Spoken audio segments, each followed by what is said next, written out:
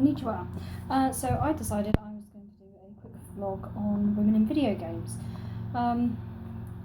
This is all my own opinion, by the way. Don't start getting, angry at me or anything like that.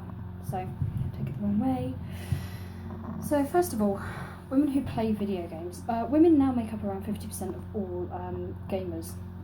It's more likely, so studies say that women are more likely to play mobile video games or something like Wii video games, things like that. Men are more likely to play PC, Xbox, PS4. However, I think there's starting to be a shift in balance. I think more women are playing the same sort of console games as men nowadays.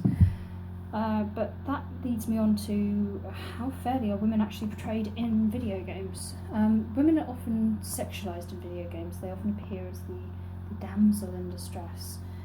They appear with large boobs, impossible figures, tight clothing, and it seems that the gaming industry is still geared up towards a male customer base, a male service.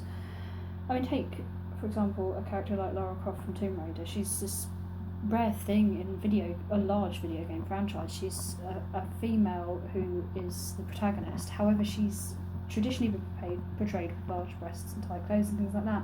I think I remember reading that there was going to be a sort of shift in the way she was dressed and things like that to be more empowering towards women.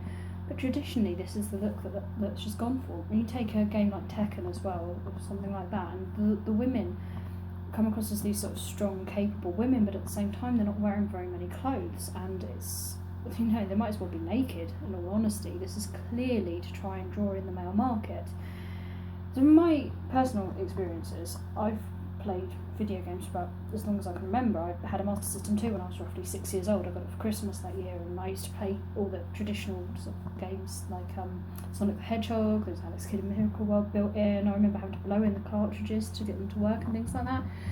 Oh, and by the way, my Master System 2 still works, which is incredible after all these years. Later on, I would sort of steal my dad's Game Boy. He had one of those traditional sort of grey brick Game Boys. Do you remember those?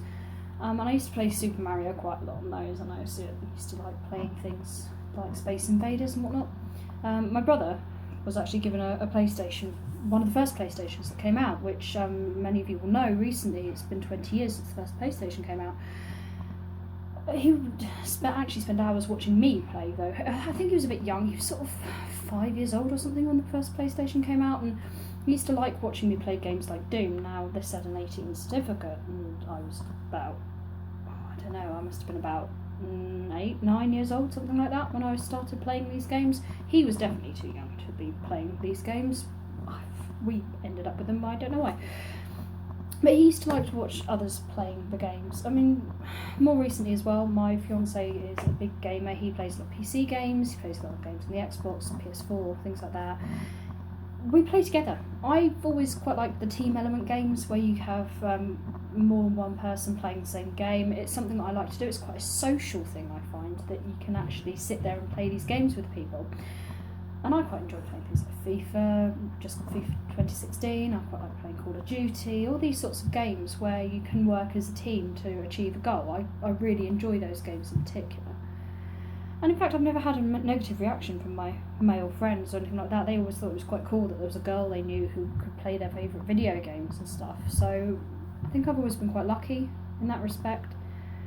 I find I'm just as competitive when it comes to video games as my male counterparts, so for me it's just an enjoyable thing.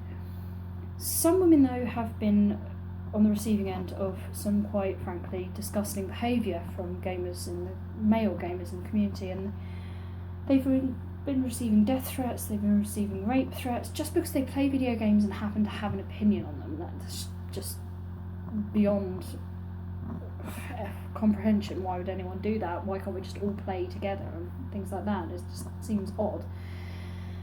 I don't know if the portrayal of women in video games has got something to do with that, or if it's just this weird competitive thing. Men seem to think they have an ownership over video games. I don't know. I think it's about time that the gaming industry and gamers generally caught up to the fact that women are actually in a position of power nowadays. They, as I say, they make up 50% of the gaming community, and I think we have the power, women have the power to change how women are portrayed.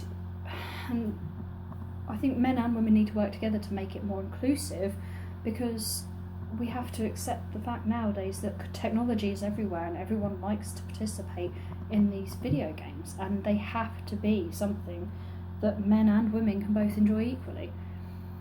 I've written a blog about it. This blog will actually be attached to the blog, but I'm telling you about the blog. It's on my Blogger site. I can actually put a link in the description below.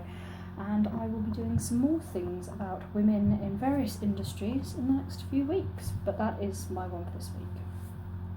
Sayonara.